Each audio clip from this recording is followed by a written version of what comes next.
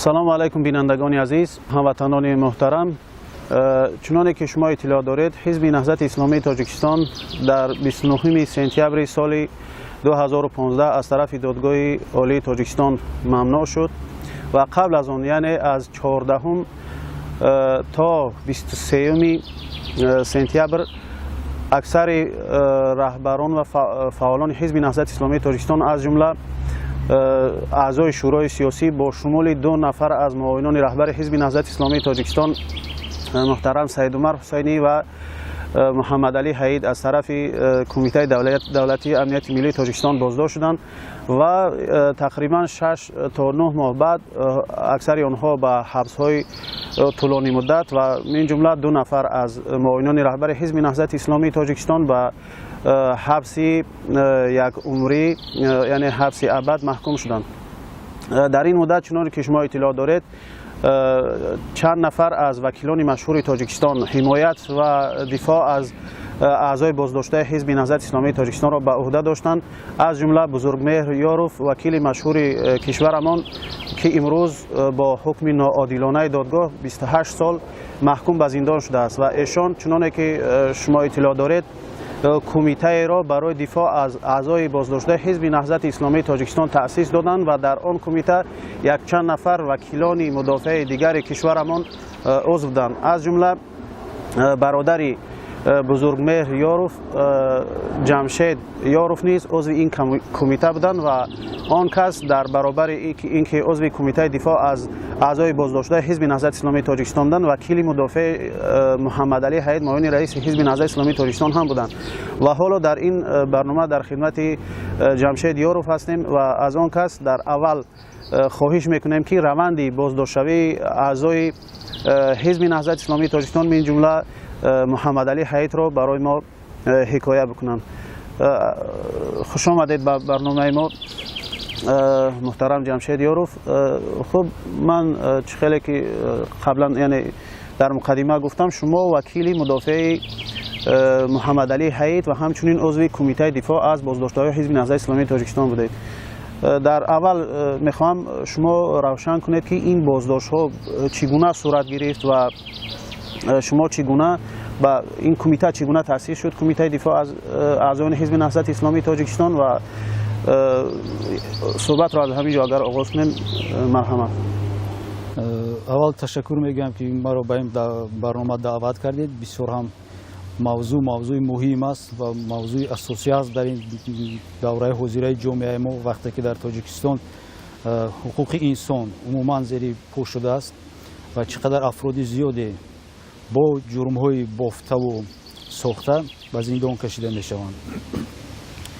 کمیته‌ای که بزرگمهر تأسیس داد بعد از مراجعت‌های سرشماری خشتبار اعضایان عائله محکوم شده ها، اعضایان ریاست عالی حزب نهضت اسلام تأسیس داده شد. برای چی بزرگمهر این کمیته را تأسیس داد؟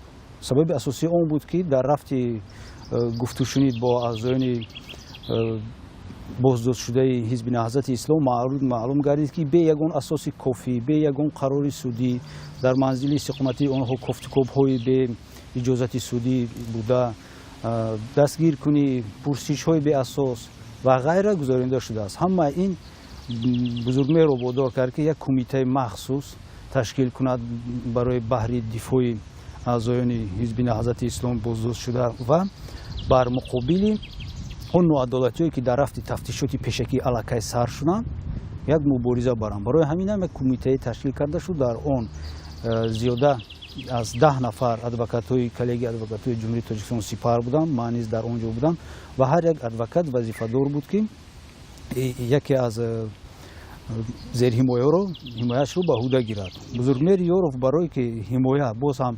مستحکم‌تر و به یگان مشکلی برای خود ادوکات‌ها گذارد، به روی هر یک بازداشت شده تا 2 ادوکات جدا کرد. مثال ادوکات محمد علی حید، من و بزرگمهر یاروف بودم. بعد از بازداشت شدن بزرگمهر یاروف علاقه فقط من موندم و حمایه محمد علی حید رو من دوام دادم. ولی من یک چیز رو یادآور کنم که دیروز یعنی 2 ایون برآوردن حکم دادگاه نسبت محمد علی حید را 2 سال شد و شما وکیل مدافع آن کس خیلی که شما گفتید وکیل مدافع آن کس بودید. اصلا شما یعنی از کدام روز واردی بگویم که یعنی پرونده شدید و با پرونده‌ای که از طرف دادگاه پیشنهاد شده بود؟ اینجا من خواهش میکنم بیشتر خیلی که میدونیم شما چون وکیل آقای محمد علی حیید هستید بیشتر روی پرونده آقای محمد علی حیید صحبت کنیم. از کی شما وارد این پرونده شدید و یعنی چگونه آشنا شدید با این پرونده محمد علی حیید؟ من با این پرونده از 16 سپتامبر از همون روزی که محمد علی حیید رو بازداشت میکنند کارمندان کمیته امنیتی ملی و با بازداشتگاه موقتی کمیته امنیتی ملی در شهر دوشنبه برده. در اونجا بعدتر چخیلی که ما فهمیدیم زیر عذاب و لط و کوب و شکنجه قرار میگیرد پیوست شدم. با من اویلای اون کس مراجعت کرد، یعنی قش با بزرگ مهر مراجعت کرد و بزرگ مهر ما رو توصیه داد. از همون روز ما با همین کار شروع کردیم با نوشتن درخواست‌های سرشمور اویدی دادن اجازت برای واخوری با مفتشان با پروکراتور با کمیته دولتی امنیتی ملی مراجعت کردیم و فقط امکانیت واخوری با زیر حمایت خود رو ما فقط بعد تقریبا 10 روز 25 سپتامبر 2015 سال پیدا کردیم. اون هم هنگامی که اعلان عیب پیشتره رو اعلان کردم. بعدی مطابق طلبات قانونگذاری تاجیکستان بعدی 10 روز بازداشت باید تفتیشات پیشکی به هر یک بازداشت شده یا عیب اعلان کند یا که آنها رو جواب دهد. برای همین 25 مهلت 10 روزه تمام میشد و ما یکم بار محمد علی حیید رو در همانجا دیدیم. میخواستم بپرسم که روند بازداشت شوی محمد علی حیید چگونه صورت گرفت؟ آیا از خانه‌اش بازداشت شد یا که از یگان مکان دیگر بازداشت شد؟ آیا کسانی که بازداشت کردن محمد علی حیید را حکم سود را برای بازداشتشان داشتند؟ خیلی که از همون نواری که در شبکه‌های اینترنتی، شبکه‌های فیسبوک و دیگر جو پهن کردیم معلوم می شود. با سخنان خود آقای محمد علی حیید تقریبا ساعت 5 به خانه اون کس آمده او رو دعوت میکنند برای صحبت کردن با رئیس کمیته دولتی امنیتی ملی یتیموف. ولی اون کس اونها رو به خانه در اومدن نمیموند، میگوید که شما در بیرون انتظار شوید، من نمازم میخونم بعد میبرم. وقتی که اونها یک جای میبرن آقای محمد علی حیید رو نه به کمیته امنیتی ملی برای صحبت با رئیس کمیته بلکه به سیزوی رقم 1 میبرند که در درون همین سیزو محبس خانه تفتیشاتی خودی کمیته دولتی امنیت است و در همونجا در آوردن یک بار زیر لط و کوب قرارش میدن میزننشان تهمت تحقیر دشنام‌های بنیاد زیاد. اویدی اون که یگان دعوتنامه یگان قرار اویدی حبس کردن یگان چیز نیست و غیر قانونی به ادوکات به حمایه 19 سپتامبر قرار سود میبراید. قرار سودی گارنیزون شهر دوشنبه با تحت رئیسی سودیا محمدزاده و اون با اون قرار آقای محمد علی حیید رو با مهلت 2 ماه به حبس پیشکی میگیرند. اگر اجازت باشد من درباره همین بازداشتی پیدا شوی همین قرار بازداشتی آقای محمد علی حیید و برای چی من این بازداشت رو غیر قانونی میشمرم و برای چی من میشمرم که تو عین حال محمد علی حیید غیر قانونی هم به دادگاه کشیده شده است و غیر قانونی هم عین حال در مؤسسه‌های اصلاحی جمهوری تاجیکستان قرار دارد. من در دست من شکایت که کاساسیونی که آقای محمد علی تیار کرده است و اون رو به سود باید ارسال میکرد در دست من هست. اون این شکایت هم بهتر گپ میزنم.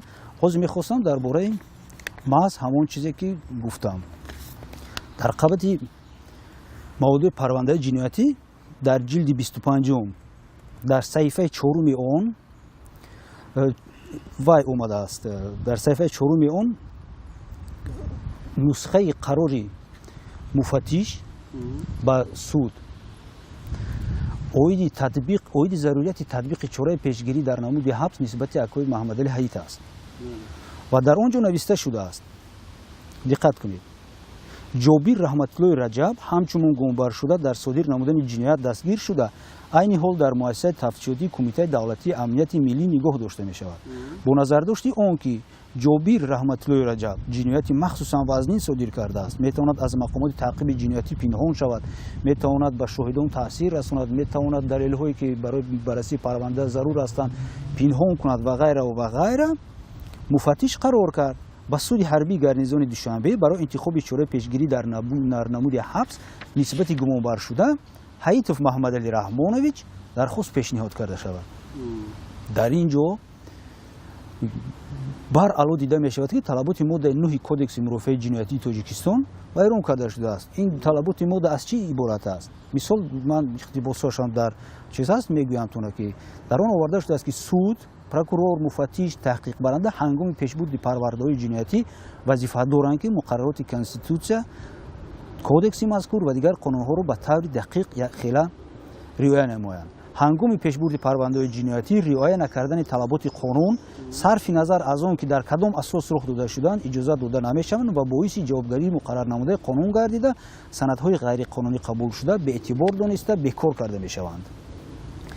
яъне ки қарори қабул кардаи қароре ки ба суд муфаттиш иброҳимзода иброҳим муфаттиши прокуратураи генералии ҷумҳурии тоҷикистон он кас сарварии гурӯҳи тафтишотиро вобаста ба парванда нисбати аъзоёни раёсати олии ҳизби наҳзати ислом ба омода дошт.